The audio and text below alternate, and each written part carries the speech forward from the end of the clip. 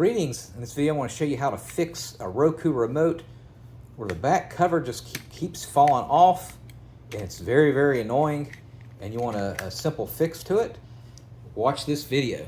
Alright, so what you could do is just use your remote without the back cover. That's solution number one.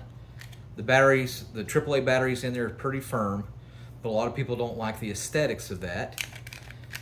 You could use a piece of tape, a small piece of tape, like packing tape is better, or electrical tape, and just tape over it like that. That will work.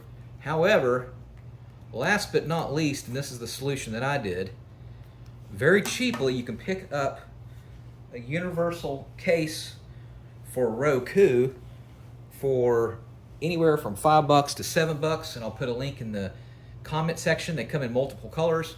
I got the white, but you can get like light blue, red, yellow, black, whatever you do. I picked white because it helps me be able to see it. So like if it's night, I got the lights dim and it's easier to see.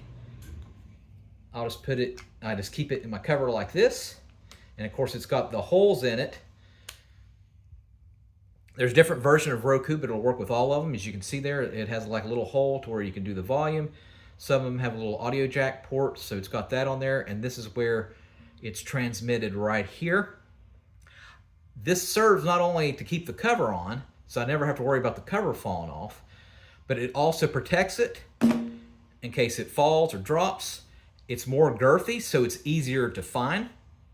And being that this one is white, it helps me also be able to find it.